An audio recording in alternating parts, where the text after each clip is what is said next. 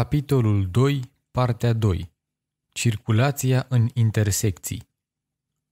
Intersecția este orice încrucișare, joncțiune sau bifurcare de drumuri la nivel, inclusiv spațiile formate de acestea. Intersecțiile sunt cu circulație dirijată și cu circulație nedirijată. Cele cu circulație dirijată pot fi dirijate prin semnalele polițiștilor rutieri, unde se respectă semnificația semnalelor și indicațiilor polițiștilor rutieri,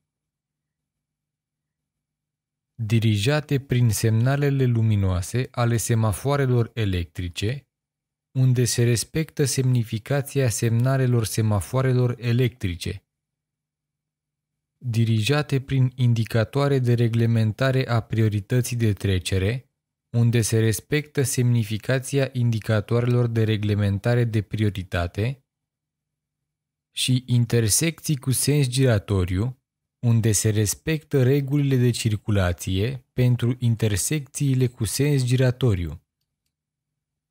Intersecțiile cu circulație nedirijată sunt intersecțiile în care nu găsim niciun mijloc de dirijare a circulației, unde se respectă regulile de circulație pentru intersecțiile nedirijate.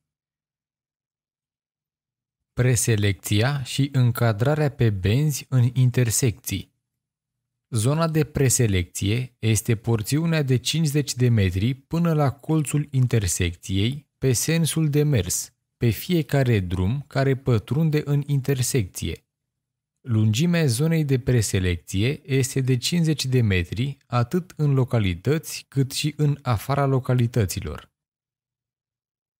Preselecția reprezintă acțiunea conducătorilor de a ocupa poziția corespunzătoare direcției de mers dorite, cu cel puțin 50 de metri înaintea colțului de intersecție.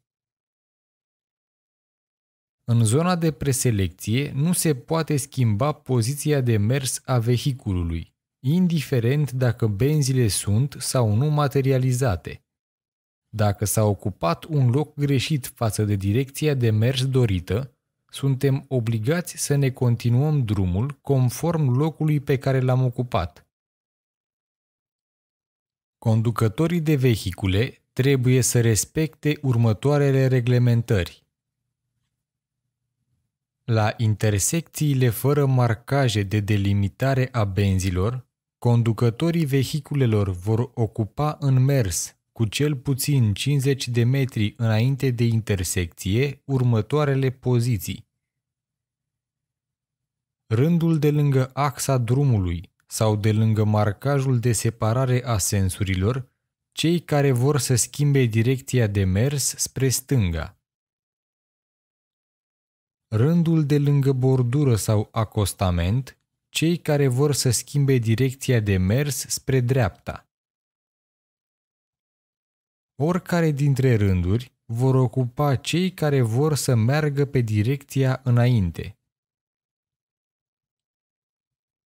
La intersecțiile prevăzute cu indicatoare și sau cu marcaje pentru semnalizarea direcției de mers, conducătorii de vehicule trebuie să se încadreze pe benzile corespunzătoare direcției de mers voite cu cel puțin 50 de metri înainte de intersecție și sunt obligați să respecte semnificația indicatoarelor și marcajelor. Dacă în intersecție circulă și tramvaie, iar spațiul dintre șina din dreapta și trotuar nu permite circulația pe două sau mai multe rânduri, toți conducătorii de vehicule, indiferent de direcția de deplasare, vor circula pe un singur rând, lăsând liber traseul tramvaiului. Nu este permisă formarea rândului 2 pe linia de tramvai, chiar dacă linia de tramvai este liberă, interdicția referindu-se la existența liniei de tramvai și nu la existența tramvaiului. Când circulația se desfășoară pe drumuri cu sens unic, Conducătorii de vehicule care intenționează să vireze la stânga sunt obligați să ocupe rândul de lângă bordură sau acostament din partea stângă. Reguli în intersecții. Schimbarea direcției de mers spre stânga, în cazul vehiculelor care intră într-o intersecție circulând pe același drum în aliniament, dar din sensuri opuse, se efectuează prin stânga centrului intersecției, fără intersectarea traiectoriilor acestora. În situațiile în care există benzi speciale pentru executarea manevrei, schimbarea direcției de deplasare se face prin stânga centrului imaginar al intersecției, iar dacă există un marcaj de ghidare, cu respectarea semnificației acestuia. La apropierea de o intersecție, conducătorul de vehicul trebuie să circule cu o viteză care să îi permită oprirea pentru a acorda prioritate de trecere participanților la trafic care au acest drept. La intersecțiile cu circulație dirijată, conducătorul de vehicul este obligat să respecte semnificația indicatoarelor, culoarea semaforului sau indicațiile ori semnalele polițistului rutier. Pătrunderea unui vehicul într-o intersecție este interzisă dacă prin aceasta se produce blocarea intersecției. La schimbarea direcției de mers prin viraje, conducătorul de vehicul este obligat să circule cu o viteză care să nu depășească 30 de km pe oră în localități sau 50 de km pe oră în afara localităților. La trecerea prin intersecțiile cu circulație nedirijată, conducătorul de vehicul este obligat să circule cu o viteză care să nu depășească 30 de km pe oră în localități sau 50 de km pe oră în afara localităților.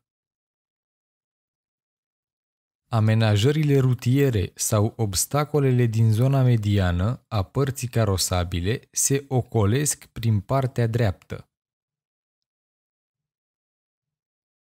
Schimbarea direcției de mers prin virare la dreapta sau la stânga este interzisă în locurile unde sunt instalate indicatoarele cu această semnificație. Dacă în apropierea unei intersecții este instalat un indicator sau aplicat un marcaj care obligă să se circule într-o anumită direcție, vehiculele trebuie să fie conduse numai în direcția sau direcțiile indicate.